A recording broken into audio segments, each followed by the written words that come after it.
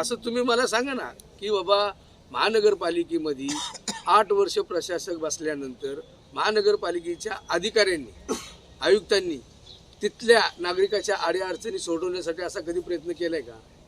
तो फरक आहे साहेब. तो फरक असा आहे की त्या प्रभागामध्ये ते जे कार्यकर्ते असतील, त्या पक्षाचे कार्यकर्ते असतील, त्या पक्षाचे नगरसेवक असतील, कुठल्याही पक्षाचे, मग त्या लोकांनी ज्या टायमाला कमिशनर किंवा आयुक्ताला एखादी तक्रार केली तरच त्याच्यावर बोलणं जाणार आहे. बघितलेलं नाही. काल परवा पण तुम्ही तोच प्रश्न केला होता. त्या टायमाला मी तुम्हाला उत्तर दिलं होतं की तुम्ही मला प्रश्न काय केला होता परवा, की त्यांचे चिरंजीव अशा अशा पद्धतीने बोलले.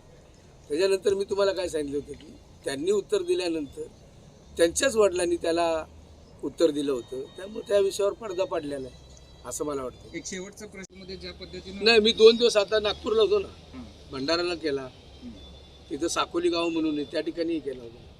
आता खरं तर मला परत परवा दिवशी मी शेवट आहे मला वाटतं नगर परिषदेच्या इलेक्शनचा कुर्डवाडीला येणार आहे. मी कुर्डवाडीला तिथं RPIच्या 5 नगरसेवकांनी आमच्या राष्ट्रवादीच्या चिन्हावर निवडणूक लढवण्याचा निर्धार केला होता किंवा निर्णय केला होता. ती सांगता सभा मी आणि बहुतेक मलिक साहेब असतील.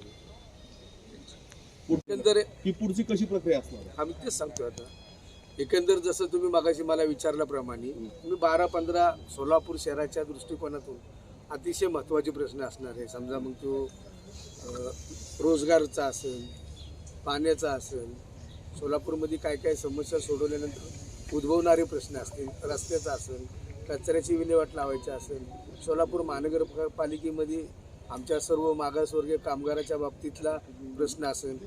249 रोजंदारी कामगार आहेत, गेली 15 ते 20 वर्षापासून काम करतात. त्यांची सुनावणी ही माझ्याकडं माझ्या दालनामध्ये लावली. आता मी सर्वप्रथम गेल्यानंतर मुंबईला, आता महानगरपालिकेची मला वाटतं 2 तारीखला ह्या सगळ्या मतदान झाल्यानंतर आचारसंहिता पण उठेल. त्यावेळेस सोलापूरच्या प्रमुख म्हणजे आता सोलापूरचा DP पण आपल्याला जे प्रमुख प्रश्न आहेत, पाण्याचा प्रश्न असेल, DPचा प्रश्न असेल, आरोग्याचा प्रश्न असेल, ड्रेनेजचा प्रश्न असेल, रस्त्याचा प्रश्न असेल, सोलापूर शहराला वीज पण कशा पद्धतीने जास्तीत जास्त देता येईल, हे सगळे प्रश्न मी माझ्या दालनामध्ये त्या खात्याचे सेक्रेटरी असतील, त्या खात्याचे अधिकारी असतील, आपल्या इथले समजा कलेक्टरांना बोलवलं जाईल, महानगरपालिकेच्या आयुक्तांना बोलवलं जाईल, ह्या सर्व पदाधिकाऱ्यांची सुनावणी, त्याला आपण हिअरिंग म्हणतो, ती त्या माध्यमातून मी ह्या आठवड्यामध्ये लावणार. ती झाल्यानंतर साधारणतः एक 15 दिवसांनी मी परत सोलापूर या ठिकाणी येणार आहे. जी कामं मी प्रशासनाकडनं आपल्याला खऱ्या अर्थाने करून घ्यायची, त्या संदर्भात तुमच्यासमोरही ती सर्व माहिती दिली जाईल आणि जास्तीत जास्त लवकरात लवकर सोलापूरची रखडलेली कामं करण्याचा माझा मनापासून प्रयत्न असणार आहे.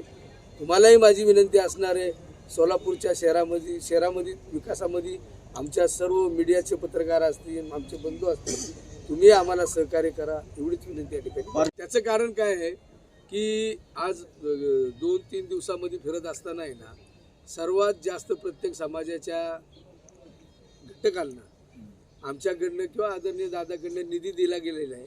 अजून जो राहिलेला निधी आहे, खरं बघितलं तर आता 2-2.5 महिन्यांनी निवडणूक आहेत. लोकांनाही असे आहे की अजितदादाच्या कामाची पद्धत सर्वांना माहिती, ते एकदा बोलले तर तसं करून दाखवणार आहे आणि निधी द्यायचा हा त्यांच्या हातात आहे.